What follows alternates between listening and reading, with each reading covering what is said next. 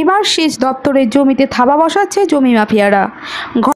চল রাজগঞ্জের নাওয়াপাড়া গ্রামে জমি মাফিয়াদের বারবারন্ত আবার বেড়ে চলেছে। কয়েকদিন আগে শিলিগুড়িতে রামকৃষ্ণ মিশনের জমি দখলের চেষ্টা করছিল কিছু জমি মাফিয়ারা।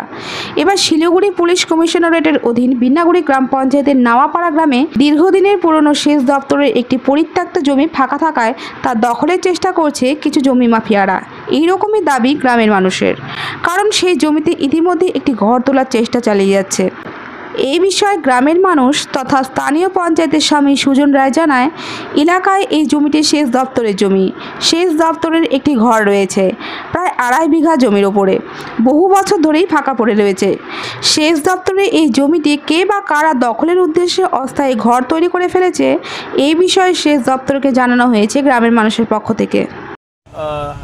আমার জ্ঞানত এখন আমি পঞ্চায়েত, এখানকার আমার বিশেষ পঞ্চায়েত, আমি এখানে দেখে আসছি যে এখানে বিল্ডিংটা তিস্তা প্রজেক্টের হলো। তিস্তা প্রজেক্টের জমি এখানে প্রায় 2.5 বিঘা, আর এখন কিছু লোক দখল করে নিছে, ছাপড়া টাপড়া লাগাইছে। আমাদের এখানে 16 বছর থেকে কীর্তন হয়েছিল, আমরা কীর্তন করি, বাস বাকি সারা বছরই কিছু করি না।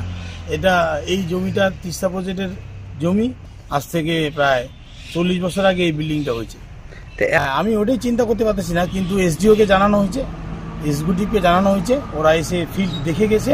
আমি ফোন করছিলাম, যদি এইভাবে সবাই দখল করতে থাকে তাহলে তো যত তিস্তা প্রজেক্টের আশেপাশে জমি আছে সব গরিব লোক, আমাদের পাড়ার যত গরিব লোক তারা বলতেছে যে এটা আমরা যদি ওরা বেচে দিতে পারে বড় বড় মাফিয়াদের কাছে, তাহলে আমরা তো বাড়ি করে থাকতেই পারি। কম করতেছে আশেপাশে সব, আমি দেখতেছি শুনতেছি আবার বড় বড় জমি বেদখল করে নিয়ে বড় বড় মাফিয়াদের কাছে বিক্রি করে দিচ্ছে। কিছু লোক আছে আমাদের এখানকার, মানে হ্যাঁ চলছে, সরকারি জমিগুলোকে দখল করে নিয়ে নিচ্ছে। মানে জমির কাগজ নাই, অথচ জোর দেখাচ্ছে যে এটা দখল করলাম। আমি এসডিওকে লিখিত জানিয়েছি, এক্সিকিউটিভকে জানানো হয়েছে, 6 মাস হয়ে গেল জানানো, ব্যবস্থা নেয়নি।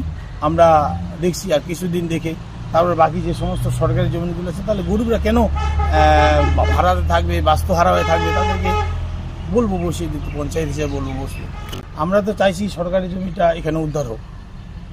সরকারি জমি এখানে আছে, সরকারি জলের কল বসানো হয়েছে, সরকারি লোকজন এখানে জিনিসপত্রগুলো রাখে। এখন কিছুদিন থেকে রাখে না, প্রায় বছর 5 থেকে পড়ে আছে ফাঁকা। হ্যাঁ, ঘর রয়েছে, জানলা দরজাও ভেঙে নিয়ে চলে গেছে ওরা জোর জুলুম করে। ঘর থাকা সত্ত্বেও ওরা জানে এটা তিস্তা প্রজেক্টের জমি। কিছু জলপাইগুড়ির বড় মাফিয়া, নাম জানা নেই, দূর দিয়ে জানানো যে এটা ওইখানকার লোক বলে জমিটাকে ওরা দখল করে দিচ্ছে, ওকে সব বলে কাগজপত্র বের করছে। কিন্তু আমি এখানকার লোকজন আমরা সবাই জানি যে এখানে কোনো কাগজপত্র নেই। আমি 30 বছর থেকে জমিটা তিস্তা প্রজেক্টে দেখে আসতেছি।